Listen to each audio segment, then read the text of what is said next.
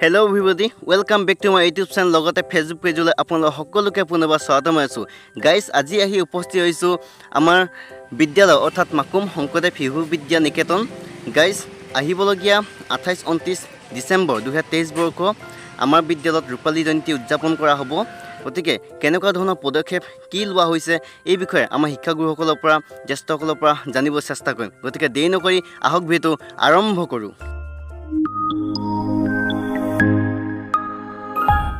আৰু গাইস এয়া হৈছে আমাৰ স্কুলৰ পৰিবেশ আপোনাৰ অকমান আমাৰ স্কুলৰ চৌপাশ পৰিবেশটো অকমান দেখাব চেষ্টা কৰিছো এয়া দেখা পাইছে বহুতে সুন্দৰ কৰিলে আগতকৈ এয়া চাওক বহুত ধুনিয়া কৰিলে গতি অকমান আপোনাক দেখাব চেষ্টা কৰিছো আৰু গাইস এতিয়া আমাৰ লগত উপস্থিত আছে আমাৰ শিক্ষাগুৰু আমাৰ প্ৰধান আচাৰ্য আছে আমাৰ শংকৰদেৱ শিশু বিদ্যা নিকেতনৰ লগতে আছে আমাৰ লগত সহকাৰী সম্পাদক গতিকে দুইজনক আপোনালোক দুইজনকে আমাৰ উত্তৰ পূৰ্বাঞ্চল ইউটিউব চেনেল লগতে ফেচবুক পেজলৈ আপোনালোক স্বাগতম জনাইছো যেহেতু 28-29 তাৰিখে আমাৰ শংকৰদেৱ শিশু নিকেতনৰ ৰূপালী জয়ন্তী বৰ্ষ উদযাপন কৰা হ'ব কেনেকুৱা ধৰণৰ প্ৰস্তুতি চলোৱা হৈছে হয় পোনপ্ৰথমে মই মাকুম অঞ্চলৰ সমূহ শিক্ষানুৰাগী ৰাইজলৈ মাকুম শংকৰদেৱ শিশু নিকেতনৰ তৰফৰ পৰা আন্তৰিক শুভেচ্ছা জ্ঞাপন কৰিছোঁ যেহেতু আজি শংকৰদেৱ শিশু নিকেতন মাকুমে ইতিমধ্যে 25টা বৰ্ষ অতিক্ৰম কৰি ৰূপালী জয়ন্তী বৰ্ষৰ অন্তিম কাৰ্যসূচী যি সামৰণি আৰু সমাৰোহ অনুষ্ঠানটি আয়োজন কৰিবলৈ আমি গৈ আছোঁ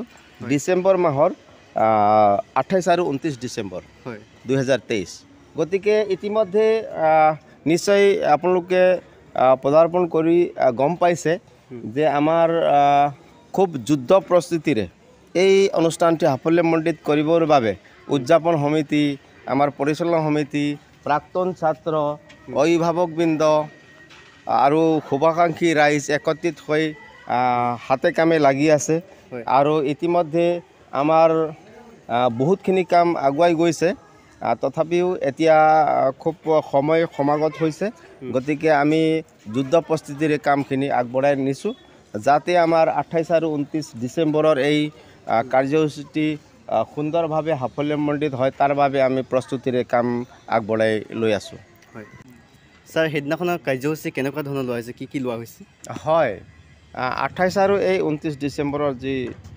সমাৰোহৰ কাৰ্যসূচীটি আমাৰ ৰূপালী জয়ন্তী বৰ্ষৰ বিশেষকৈ আমি কেইবাটাও গুৰুত্বপূৰ্ণ কাৰ্যসূচী আমি লৈছোঁ বিশেষকৈ প্ৰথম কথাটো হ'ল কি আমাৰ যেনেকা স্মৃতি তৰ্পণ পতাকা উত্তোলনৰ লগে লগে আমাৰ বন্তি প্ৰজ্বলনেৰে 28 তাৰিখে আমাৰ কাৰ্যসূচী শুভাৰম্ভ হোৱাৰ লগে লগে আমি যিখিনি প্ৰদৰ্শনী আমাৰ দুৱাৰ থাকে উন্মোচন কৰা হ'ব তাৰ পাছতে আমাৰ যি আমি নৱনিৰ্মিত কম্পিউটাৰ কক্ষ আমাৰ ছাত্ৰ ছাত্ৰীৰ যাতে সুন্দৰভাৱে কম্পিউটাৰ শিক্ষাত আগভাগ লৈ আগবাঢ়িব পাৰে তাৰ বাবে আমি নৱনিৰ্মিত কৰি উলিয়াইছোঁ এখনি শ্ৰেণী কোঠা সেইখিনি উন্মোচন কৰা হ'ব তাৰ লগতে আমাৰ আৰু কেইটামান গুৰুত্বপূৰ্ণ কাৰ্যসূচী আছে সেইখিনি হৈছে আলোচনা চক্ৰ আছে সময় উপযোগীকৈ আমি আলোচনা চক্ৰৰ বাবে এটা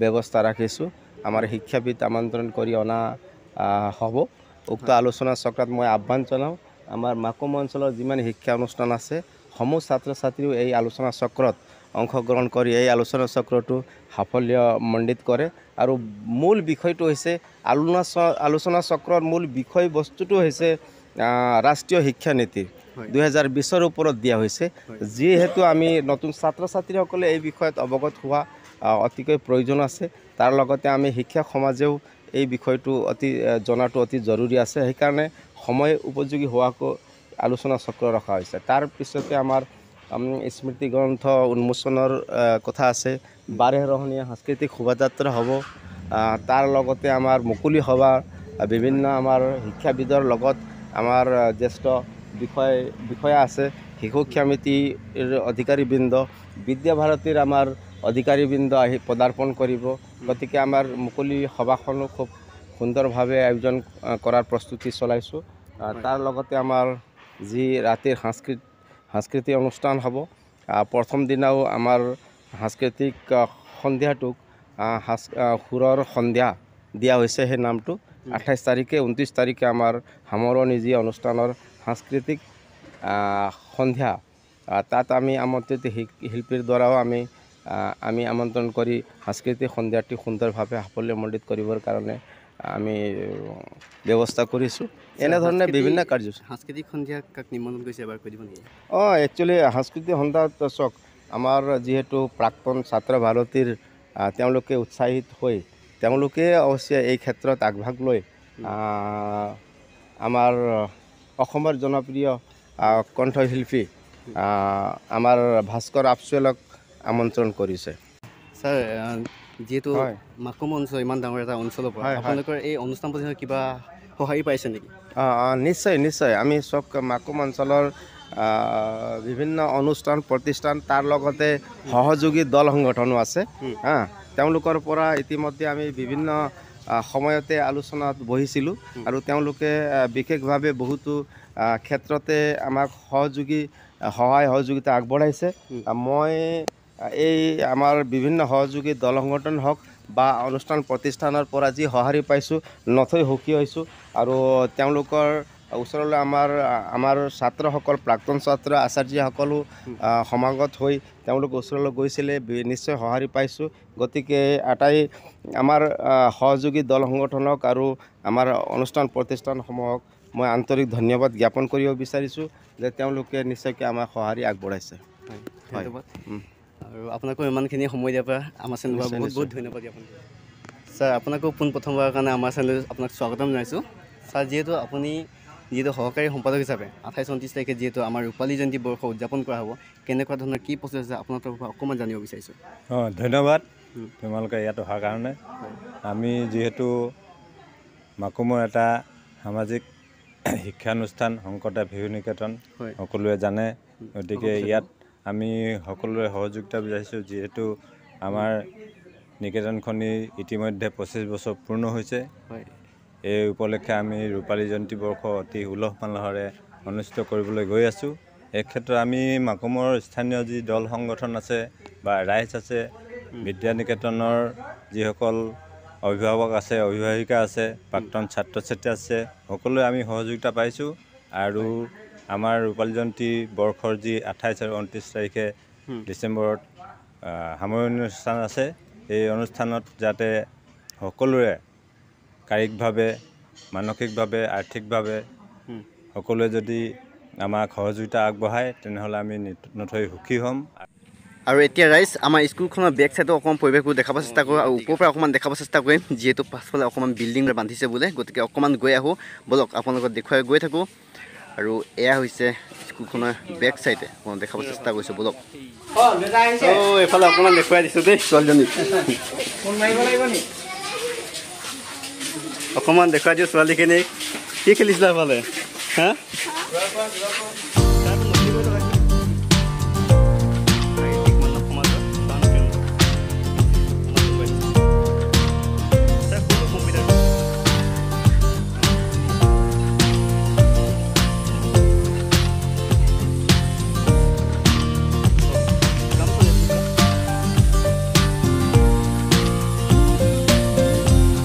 আৰু এইবাৰ গাইজ আমাৰ স্কুলত নতুনকৈ বিল্ডিং বান্ধিছে যিহেতু, গতিকে ইয়াত অকণমান সোমাব চেষ্টা কৰিছোঁ। ইয়াত কিবা কাম চলি আছে, কামত লাগি আছে।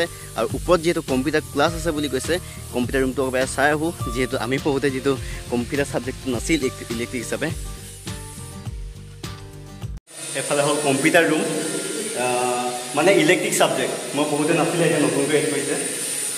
ছাৰ, ইলেক্ট্ৰিক ছাবজেক্ট নহয় জানো কম্পিউটাৰ? উন্মোচন হ'বহে কম্পিউটাৰ ৰূপালী জয়ন্তী। হয়, ৰূপালী জয়ন্তী যিটো উন্মোচন হ'ব আমাৰ এইটো নতুনকৈ ছাত্ৰ ছাত্ৰীৰ কাৰণে কৰা হৈছে। মানে এতিয়ালৈকে কম্পিউটাৰ মানে কোনো ক্লাছ নহয়, এনেই ক্লাছ হৈ আছে। হয়, কম্পিউটাৰ ৰুমটো আমাৰ এইটো আগতে অফিচৰ ওচৰত আছিলে, এতিয়া ইয়ালৈ অনা হৈছে। আৰু এইটো ৰূপালী জয়ন্তীৰ দিনাখন 28 তাৰিখ দিনাখন এইটো উন্মোচন কৰা ছাৰ, আপোনাকো পুনৰবাৰ আমাৰ স্বাগতম আছে। আপোনাৰ নামটো এবাৰ কৈ দিয়ক। নমস্কাৰ, সকলোলৈকে ৰূপালী জয়ন্তী বৰ্ষৰ আন্তৰিক শুভেচ্ছা জনাইছোঁ। হয়, মোৰ নাম প্ৰণৱ নেওগ। মই ৰূপালী জয়ন্তী বৰ্ষৰ উদযাপন সমিতিৰ কাৰ্যকৰী সভাপতি আৰু নিকেতন পৰিচালনা সমিতিৰ সভাপতি। হয়, অহা 28-29 ডিচেম্বৰ ৰূপালী জয়ন্তী বৰ্ষ আহি আছে, আমি উদযাপন কৰিবলৈ গৈছোঁ। সকলোকে ইয়াৰ দ্বাৰাই নিমন্ত্ৰণ জনালোঁ, আহিব, সহায় সহযোগ কৰিব আৰু ৰূপালী জয়ন্তী উপভোগ কৰিব। অকণমান কম্পিউটাৰ ৰুমটো অকণমান দেখুৱাই দিছে এয়া কাম চলি আছে এতিয়া বৰ্তমান ৰূপালী জয়ন্তী বৰ্ষৰ মূল মণ্ডপৰ কাম এয়া চলি আছে আমাৰ কাষতে এইখন আমাৰ বিদ্যালয় আমাৰ নিকেতন এইখনে নৱনিৰ্মিত শ্ৰেণীকোঠা হৈ আছে এইটো কম্পিউটাৰ ৰুম তলত দুটা হ'ল তো ইয়াত আপোনালোকে ৰুম বেলেগ এক্সট্ৰা ক্লাছৰুম হ'ব বুলি কৈছে কোন ক্লাছ আমাৰ নতুন শিক্ষানীতি মতে এতিয়া আগন্তুক বৰ্ষৰ পৰা আমাৰ ইয়াত 11-12 এড কৰিম এতিয়া ৰুম শ্ৰেণীকোঠা হৈ আছে আৰু এইফালেও আমাৰ শ্ৰেণীকোঠা এতিয়া আমি বনোৱা আৰম্ভ কৰিম ৰূপালী জয়ন্তী বৰ্ষৰ উদযাপন সমিতি মানে জানুৱাৰীৰ পৰা ইয়াত আৰম্ভ হ'ব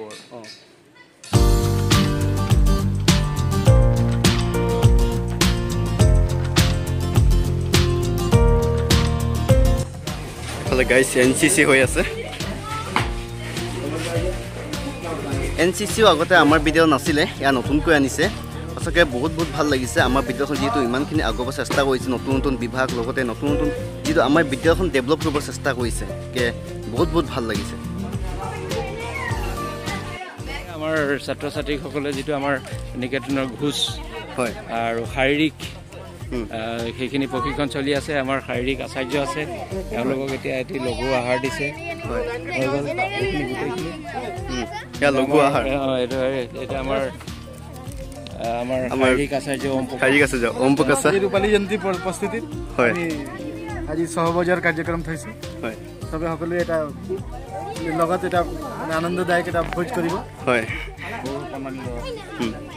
গাইজ এয়া আছিল আজিৰ ভিডিঅ' যিহেতু আহিবলগীয়া 28 আৰু 29 ডিচেম্বৰ যিহেতু আমাৰ স্কুলৰ ৰূপালী জয়ন্তী বৰ্ষ উদযাপন কৰাব গতিকে আপোনালোকক ইয়াৰ দ্বাৰা সকলোকে নিমন্ত্ৰণ জনালোঁ আৰু গাইজ এইটো ভিডিঅ' ইয়াতে সামৰণি মাৰিছোঁ আহিবলগীয়া ভিডিঅ' হৈছে পুনৰ লগ পোৱা প্ৰতিশ্ৰুতিৰে আজিৰ ভিডিঅ' বিদায় লৈছোঁ ধন্যবাদ জয় আই অসম